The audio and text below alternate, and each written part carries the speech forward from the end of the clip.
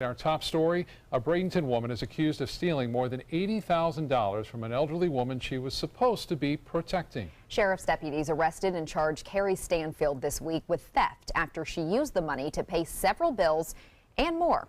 ABC 7's Adam Cellini joins us live from downtown Sarasota with more on this crime and how one attorney says it can be avoided. Adam?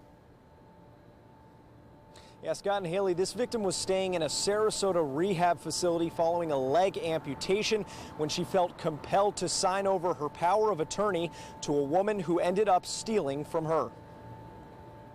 Every so often, Sarasota attorney Babette Bach meets an elder client who is alone and in need of someone to look after their finances. And they sometimes reach for someone to be their power of attorney who they don't know well, or maybe don't particularly trust, but they're a little bit desperate. That's the choice a 73-year-old Sarasota woman made as she underwent a medical procedure, granting this woman, her deceased son's girlfriend, power of attorney to look after his $96,000 life insurance settlement. But after a year, something was wrong. The victim contacted law enforcement to let us know that she was missing a massive amount of money. 36-year-old Carrie Stanfield spent over $82,000 paying her bills and purchasing furniture and appliances, some of which can be found in front of her Bradenton home. Stanfield refused to answer her door Friday, but several neighbors told us about all the recent deliveries there. They got rid of all their furniture, like couches. They got a big TV,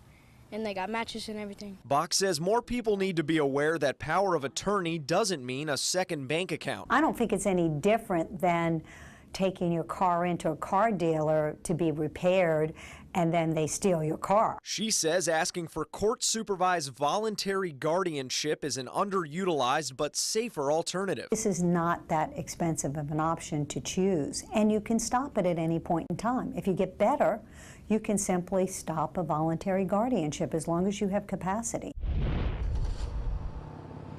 Now, the neighbors we spoke with were surprised to hear about Stanfield's crimes. They say she's been caring for this victim even before her boyfriend, the victim's son, had passed away.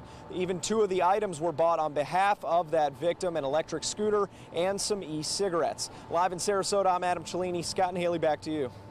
All right, Adam, thank you. Drivers beware. County crews are investigating a water-filled hole on a Sarasota street. That hole forming near the sidewalk along Marcotte Circle. That's off Wilkinson Road near Cattleman Road. Crews are on the scene working to determine the cause of it and if it has damaged anything underneath the ground. We're trying to diagnose whether utility lines may have been impacted to open up a hole in the road here.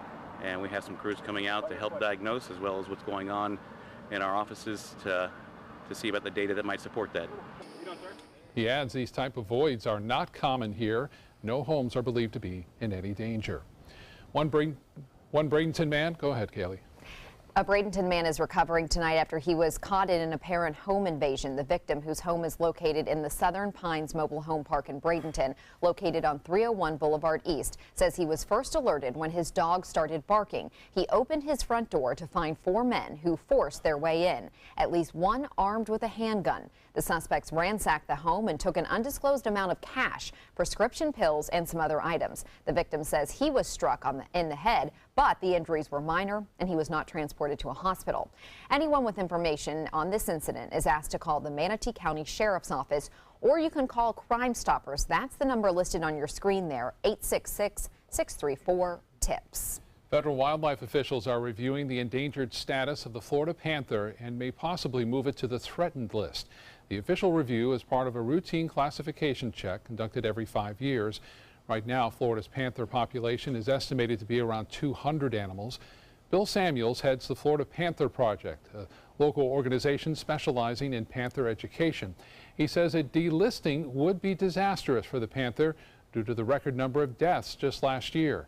He also says the government wants to hear from Florida residents. This is the chance for people to speak up.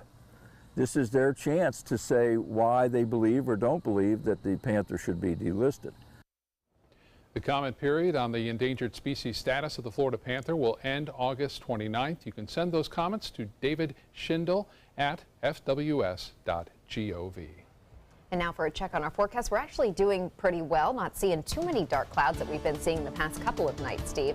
No, Haley, but we paid for it this morning, and those heavy thunderstorms that came over the area, 7, 8, 9, 10 o'clock this morning, stabilized the atmosphere. So ever since, we haven't really had any storms, just some high clouds moving up. We do have, if you can look at these storms forming in northern Manatee County, southern Hillsborough County. Those are producing a lot of lightning out around Duet, Myakka Head, Myakka City, and even some more between Parrish and Duet at this hour, but a lot of heavy stuff in the central part of Florida as well.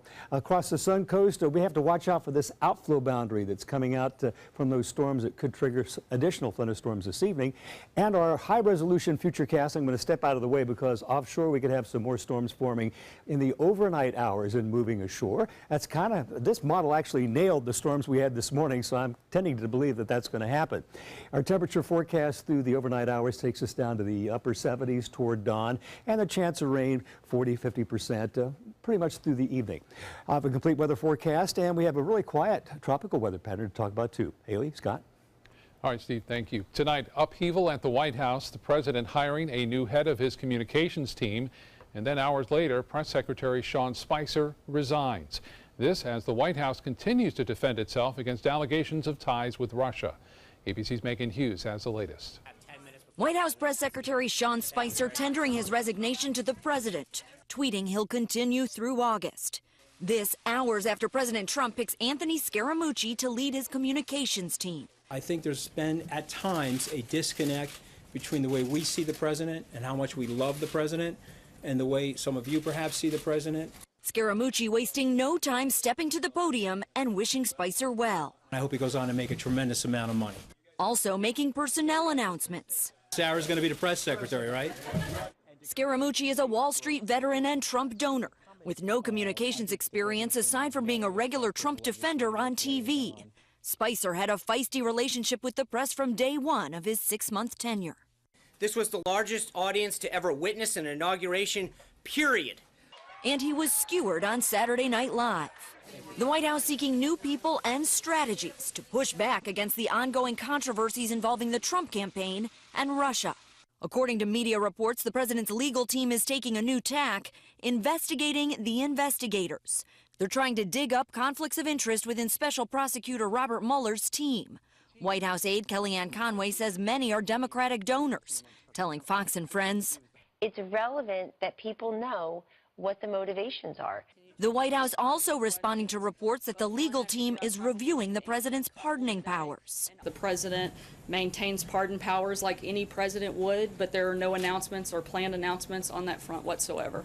President Trump releasing a statement wishing Sean Spicer continued success, also pointing to his great TV ratings. Megan Hughes, ABC News, Washington. 2 local store clerks are in trouble tonight after they were caught selling alcohol to underage customers. During an undercover operation, the Sarasota County Sheriff's Office visited 28 stores throughout Sarasota County, and 2 stores were found to be in violation of selling alcohol to a person under 21. The Mobile and 7-Eleven gas station located on Clark Road was found to be in that violation, as well as another 7-Eleven on Clark. Both were cited.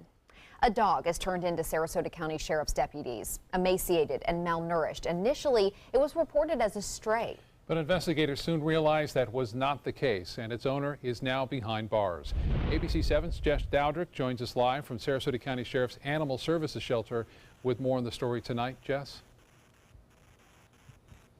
Good evening, Haley and Scott. A lot has changed for the 4-year-old pit bull mix named Adria since she was brought here to the Sarasota County Animal Services Shelter. She's now happier, she's healthier, and goes by the name Hope, a name given to her by the deputies because of the hope they have for a better life for her in the future rather than the one she's gone through in the past. 2 weeks ago, Adria, a pit bull mix, was all but skin and bones. Now, after a little love, a lot of food, and a new name, Hope is a few pounds heavier and well on her way to recovery. Obviously, the dog had not been getting the nourishment it needed. Deputies say the dog's 21-year-old owner, Brittany Osborne, is to blame.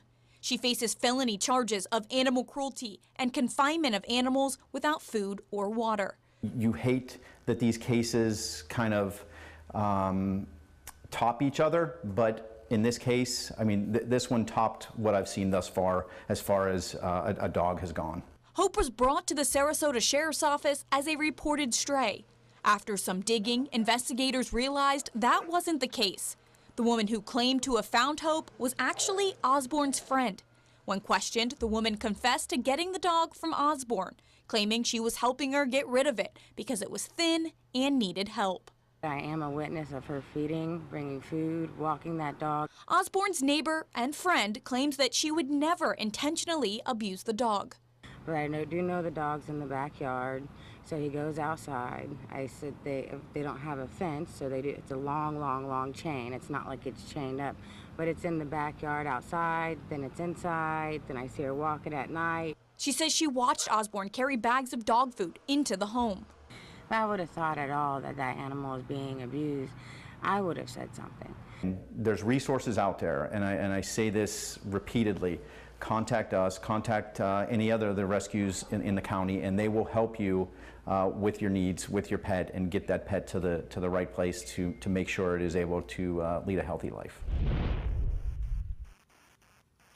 Deputies say Hope is doing very well. They say she's eating 3 times a day and that she's very friendly. Now, she's not quite ready for adoption yet, but they say she will be soon. If you're interested in being her forever home, you can, of course, contact the Sarasota County Animal Services Shelter. Reporting live in Sarasota, Jess Daldrick, ABC 7, your Suncoast News. Brighter days ahead for that dog. Thank you so much, Jess.